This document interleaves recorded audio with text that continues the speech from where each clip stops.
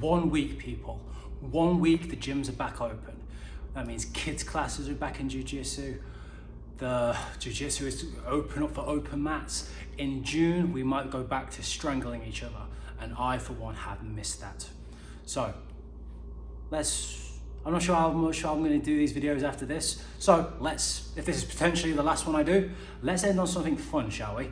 Let's go on probably the most horrific position to be caught into, and probably the worst ones to put your opponents through. This is called the knee on belly. So, this is Philippe, my training buddy, who's going to help me out. So, Philippe. So, ways of getting to knee on belly, there's quite a few different ways. All of the ways is, you just want to be on the side.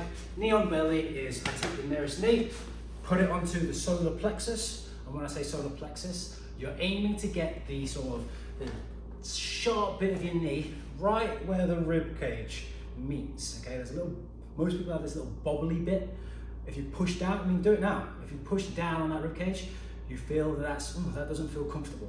Now just imagine a big guy in a jiu-jitsu gi like me is pushing down on you, okay? That's what knee on belly feels like. This leg is gonna stay posted. So when I say posted, excuse me, Philippe, move your arm please. When I say posted, it means that it's up like this, which means it's movable, okay? Depending on if he's pushing this way or that way, or he's trying to run away, I can follow him with this. This doesn't work if this leg is on the ground. If he shrimps his body away from me, I'm stuck to the ground with this. While if I'm in here and he shrimps away from me, I can follow along by pushing into him here, okay? To keep this nice and secure as well, you kind of also want to have a control on either sleeve, maybe a collar, or pants. Pants. Jiu-Jitsu gi trousers, my God, I'm not American. So this is knee on belly. How you get from here, there's lots of different ways. Say that we're in open guard, okay? And when I mean open guard, if his legs are kind of separated like this and I am in between them or in the same area, this is his open guard. I might pick up his legs, maybe push his knees across, step to the side, kick the pass, go into knee on belly, okay? Passing his legs, I've passed it and gone on to knee on belly. Now, a very common way of, an easier way of getting into this position if you're new at Jiu-Jitsu, which these videos are intended for, is if we take perfect side control. So what do I mean by side control? I am now to the side of my opponent. I'm facing into him. A lot of the times we face our opponents from this position. So sit up, Philippe.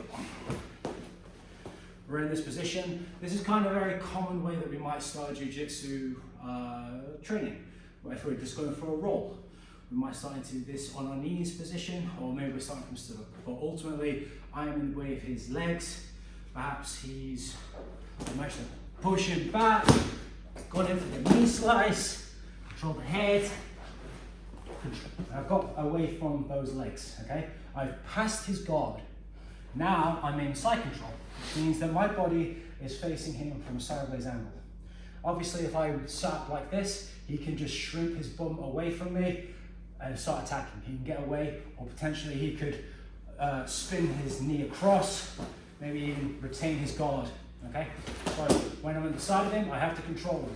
So what I want to do is first, my knee is going to pin next to his hip, and the same arm of that knee is going to go across and pin the other hip in place. Okay? And why we're pinning this hip in place is a very common move you learn in Jiu-Jitsu. It's called a shrimp. So from here, that is a shrimp. And what I'm doing is moving my bum from here, if someone is on top of me.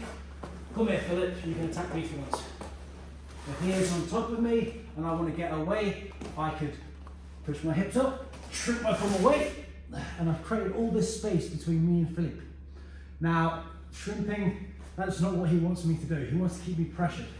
So, if I was in this position to stop him from shrimping, my knee goes to his side of his hip, my arm goes to his opposite hip, pins it in place so he can't shrimp his bum away from me.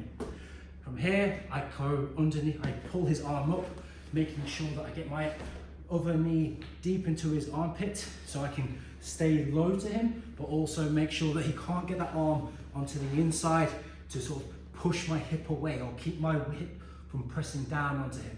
So I pull this up and I wrap his head, okay? So it means I give him a nice big hug, and if I want to be extra nasty, I'm going to take my finger, put it into his far armpit, make that real nice tight grip, and what that has ultimately done is I've got that nice tight grip on the shoulder, I'm controlling his hips. From here, I've pinned him in place. But if he's comfortable, it means that he's going to think about how to escape, and I don't want him to. I want him to be uncomfortable. So from here, because my arm is in my fingers are in his armpit, I can now push my shoulder down onto his face, which makes it uncomfortable. Most likely he's not going to tap from that, but it will make him not think about how he's going to escape, but just how to alleviate the pressure of putting down onto his face, okay? From here, I'm going to grab the collar behind his head of his gi jacket. I'm then going to take my arm on this side. I'm either going to grab the belt, or I'm going to grab, if the belt's loose or he doesn't have one on, I'm just going to grab some fabric on his trousers, bunch it up and punch down into him. So I've got a nice little grip. So from here, I'm going to take my knee that's closest to his hip, and I'm going to post on my left leg and put my knee onto his belly to go into knee on belly. I don't jump up and leave too much space. I push up, slide the knee across, and get to that knee on belly. But we're not done yet. From here, we've got that knee on belly, and because I've got that grip on the collar and on his trousers, I'm gonna pull up, extend my body, and push my knee down further. I'm trying to get my knee to touch the ground through him.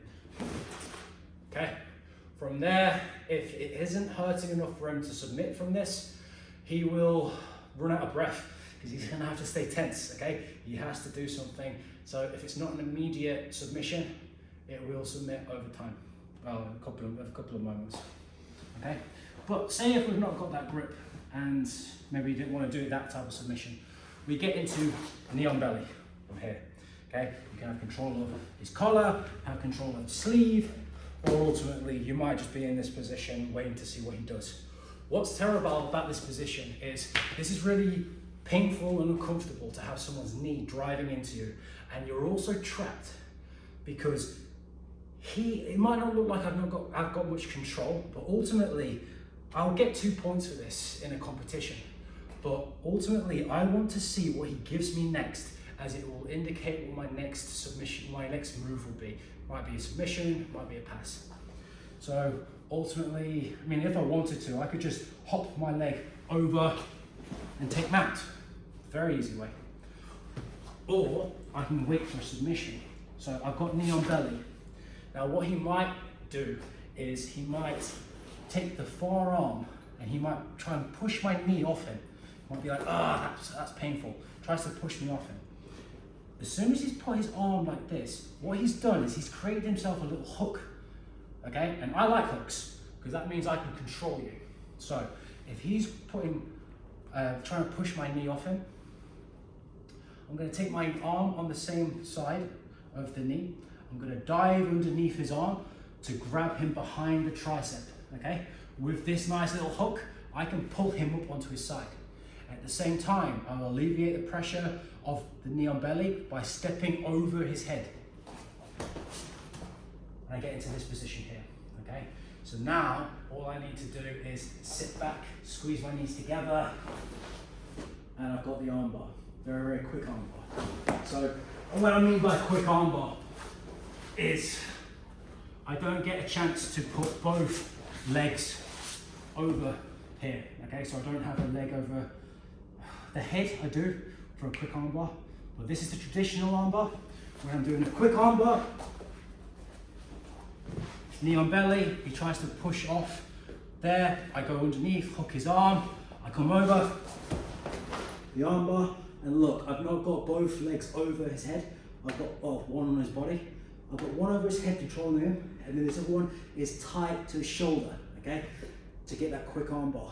I'm not able to do that. This is the faster one, to get that nice quick armbar. But we're not done there. Say we're in a position and he's decided not to give me that forearm.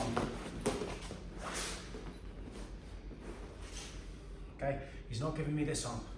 Instead, he's pushing with this arm here, okay, on the inside. Now, all I need to do is take either control of his wrist or I take control of his sleeve. I pull to extend that arm up. As soon as that arm's extended in Jiu-Jitsu, straight arms are not really a good situation to be in if you're trying to defend.